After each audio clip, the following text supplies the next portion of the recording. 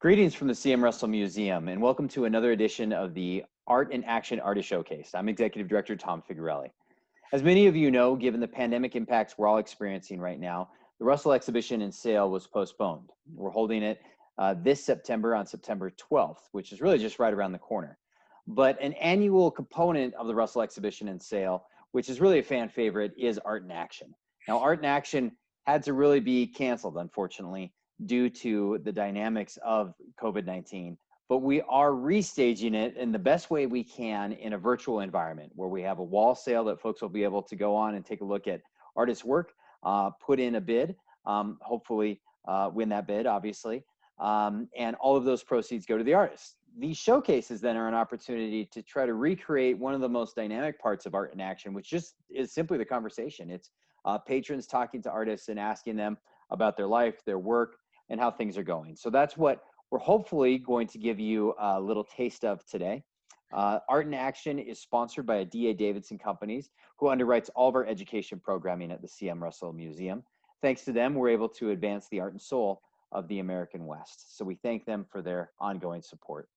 And we're joined today by artist Lee Kromschroeder. Lee, thanks for being with us. It's great to be here. Great to see you. Well, it's great to see you too. Given everything that's going on in our world, how have you been?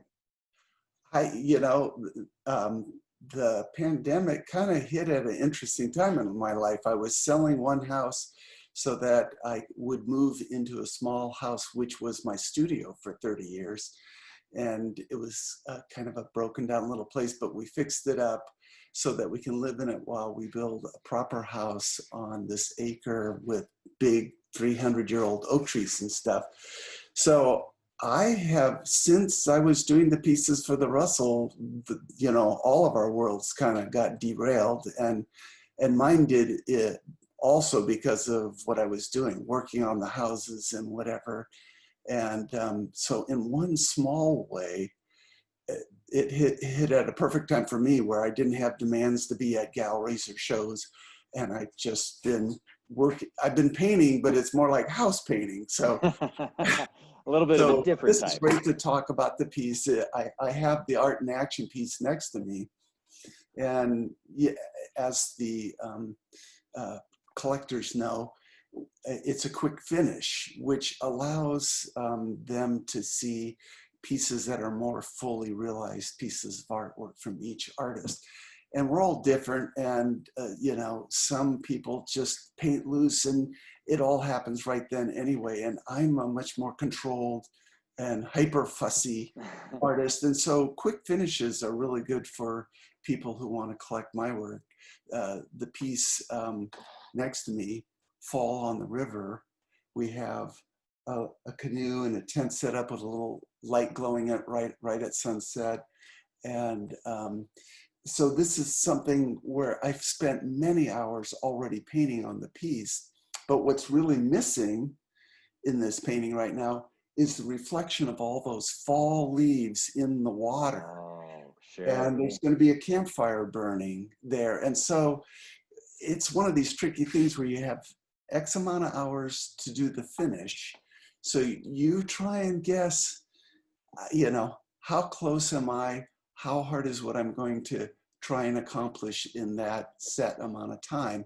And so I set myself the task of, I'm going to paint that reflection down into the water, and then the campfire, and then the reflection of the campfire in the water.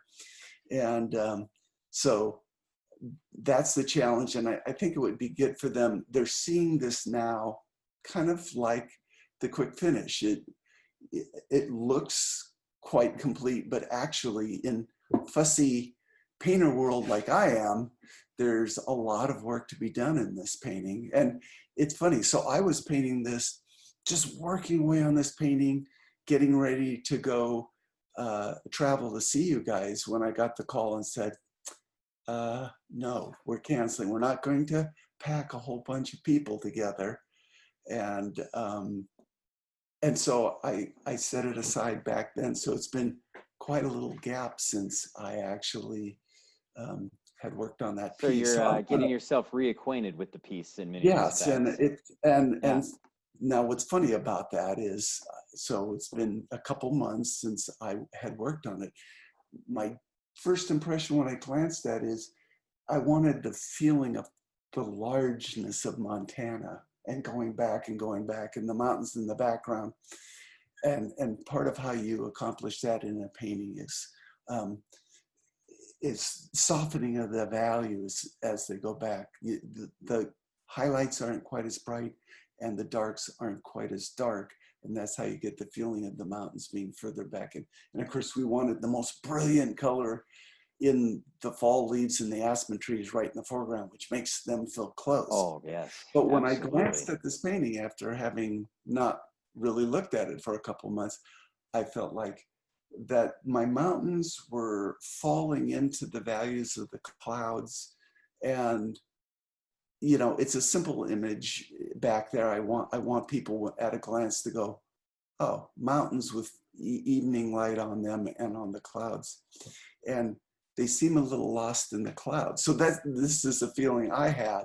So even though it wouldn't necessarily, well, maybe at a quick finish, I would look at that and go, oh, and what I'm going to do is darken the values of the mountain so that it stands out stronger in the background. So that was kind of a unintended quick finish, but those are going to be the subtle things that will be different when they go online and see the piece. Well, maybe not. Maybe now is when they're going to see the piece like this, but it's going to be even that much more exciting when they see the finished piece with the reflection of the leaves down into the water and so on.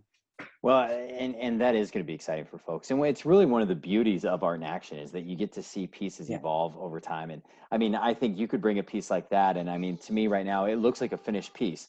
Right. So to be able to see a campfire there, to see leaves in the water, I mean, for a patron, that's fun to just watch it evolve over time. Yeah.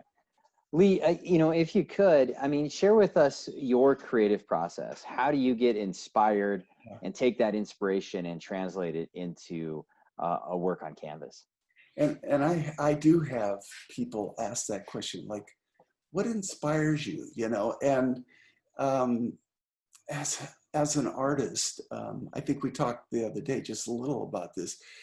I kind of live in a hyper, visual world, and I'm constantly doing things like looking at like this. I would glance at that and go, what makes that so strong isn't just that those are backlit aspen trees, but that they're silhouetted against dark trees behind them. So as I'm walking around, I'm constantly looking at things like that, like, oh, that contrast between those two things make that stand out strong. I could use that. I see every day probably 10 paintings kind of floating through my head. But it's like, what is the cream that rises to the top that makes you say, I want to share this with everybody else? So that's what artists are doing. They're saying, gosh, the world is fantastic. It's wonderful. But here's something really special. I want you to, you know, if I lay it out right so that the mountain reads clearly and the aspen have that extra special glow because we silhouetted them against that dark backdrop, you know, that's one of the things that inspires a painting. But the other things, and I'm a wildlife artist mostly, although I do still lifes and paint human figures and stuff. But sometimes inspiration comes from being in places like this is kind of behind me. I'm just gonna, for a second, this is a painting of lions on Lake Manyara in Africa, and in the moonlight on that white salt next to the lake, it can be incredibly bright even at night. But the lions hunt at night, and all the zebras are nervous, and and so going places around the world, and I've been up the Amazon River with an Indian guide, really wondering what the hell am I doing here? But wherever I go in the world is perfect. The way the animals and the landscape have evolved together, there's an absolute perfectness to them. And when you see these places, or you'll see the way certain animals act. Sometimes it's knowing the way they act that is the start to a painting. And so that's a reverse way. It's not an image, it's knowing something about the world that makes you go, ooh, how can I tell that story? And so that's another way that you can be inspired to do a painting. Well, And that's then beautiful. yeah. So, and then it's your job as an artist to go, okay, I'm going to go out and find that. I'm going to be surrounded by 1,000 sandhill cranes taking off the Platte River, you know, or whatever it is. It's your job to go out and see these things and make them happen. And of course, for the Russells, so many of the artists are doing Western themed things. And so just endless research about the West, as your collectors know, and as you know, it goes into creating some of those paintings. Now, Russell, he had it easy. He was a cowboy. He was living in the West. He was living in Montana, in the 80s, 90s, up until the 19 teens. And so he was painting what he saw. And I think that's one of the reasons people are so drawn to his work. If you wonder about what Indians there, how they dress or what they were wearing, or, what a cowboy might be wearing, just look at a Russell painting. He was painting what was really happening then. So, well, and I've heard people describe it that it's not so much, let me rephrase, it's the difference between detail and authenticity. I mean, someone can put in detail, right, but they may not necessarily have the genuine experience or the perception that then is translated into their final piece. It's the authenticity that really brings a piece together and that draws people to it. And I think that that's really kind of what you're speaking of in your own experience too. It's the authentic experience of being in and around nature, in and around wildlife, and understanding the relationship between the two and how you as an artist fit in and try to capture that in your work. I think that's very well said. I appreciate that, Lee. Yeah, you realize that it's kind of like a writer, write what you know. So I'm 68, and my whole life, literally since I was 4, some of my earliest memories is drawing and painting. And I was lucky in a way. My mother and her side of the family had artists in it. I had an aunt who got a master's in art and taught. I had another that was a jeweler and a potter. And then my mother was really a great artist in her right. But on my father's side, my father was, this fussiness, he was a dentist. People flew from Montana, from Minnesota to he ended up, because he was World War II in the Navy, he ended up in San Diego, where there's a lot of Navy. And he stayed like yourself, he was in the reserves. And because he was in the reserves, he went back to Minnesota after World War II and started a practice in Minnesota. 5 years later, Korean War. And, oh, you're a medical doctor? You are back in San Diego. And so the second time he went out, I think it was in the middle of winter, and it was like Minnesota freezing. San Diego was kind of maybe not a bad idea to stay in San Diego. It was a Shangri-La. Yeah. And it was a town that was growing, and they needed medical people and dentists. And so he started a practice at the same time that he,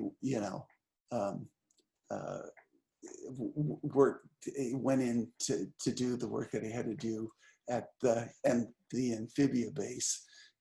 Before they were called the Navy SEALs.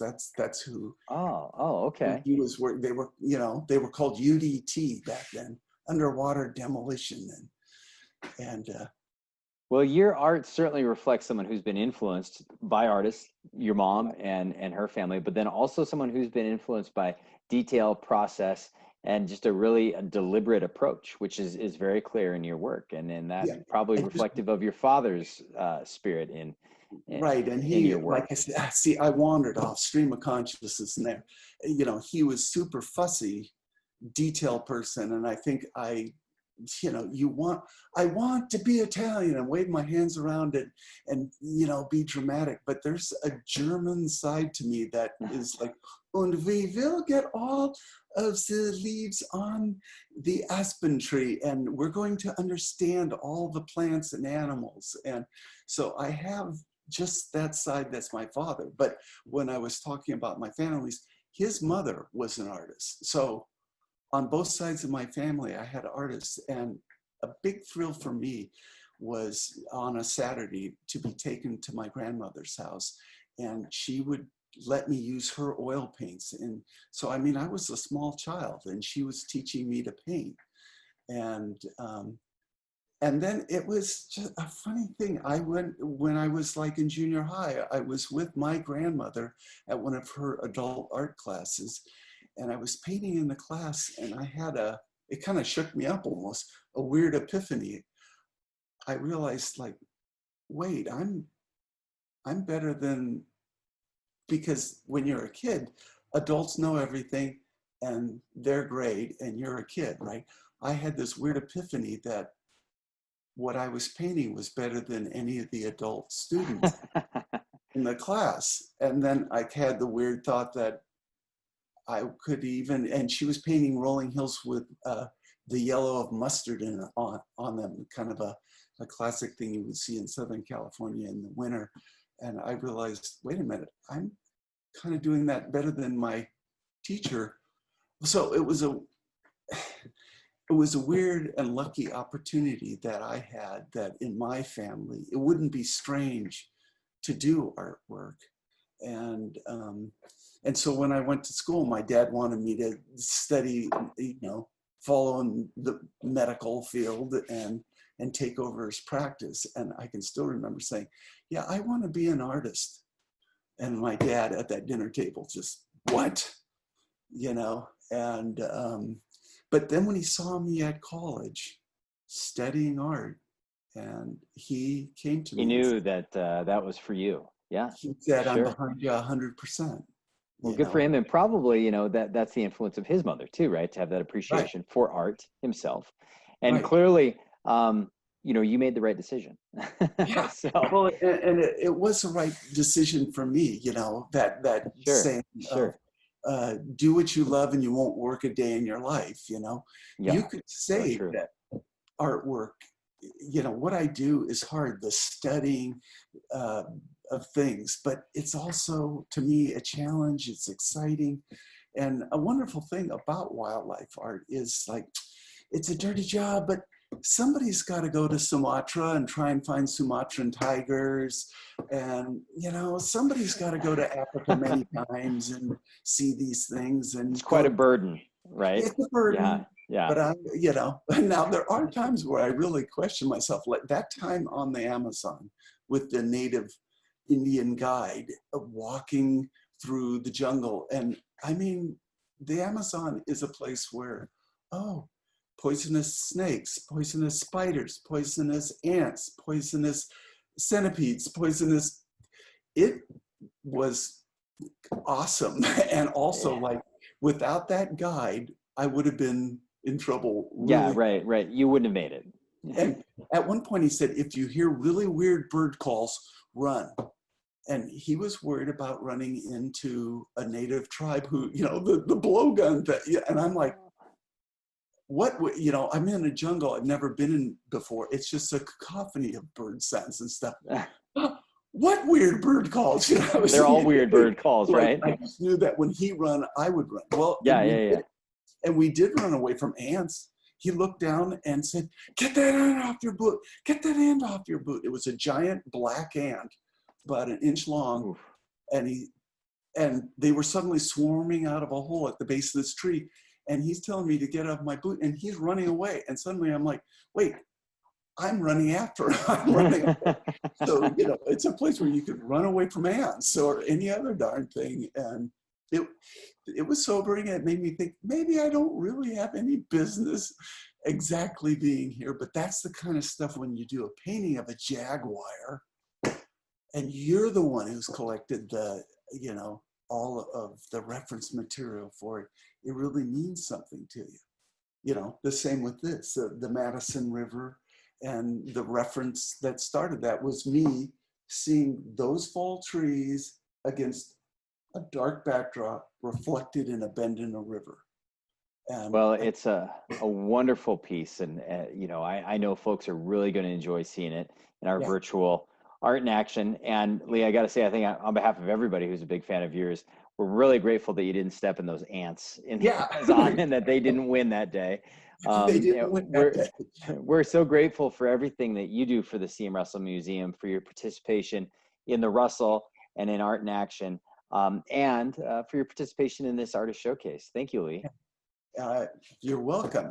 And thank you for giving artists an opportunity. I've said it before at Art and Auction to the people there, but the Russell Museum is a true jewel in that town. I mean, it's a special, special thing. And I hope the people of Great Falls appreciate what a great thing they have in that town. Well, thank you. I would say it's artists like you that are carrying on the spirit of the American West that makes our institution so special. I mean, the contemporary work of artists today, like yourself, combined with Russell's genius, makes our institution a special place, and for that we're very grateful. It really is. Well, thank you again, Lee, and we want to also thank D.A. Davidson Companies once again for their support of Art in Action and of all of our education programming at the C.M. Russell Museum. Also, we have sponsors that provide us support to bring in wonderful artists like Lee. And the sponsor for Lee at Art in Action is the O'Hare Motor Inn. So we thank those good folks for their longtime support to the C.M. Russell Museum. So until next time, thank you again for joining us on this artist showcase. Take care. All right, bye.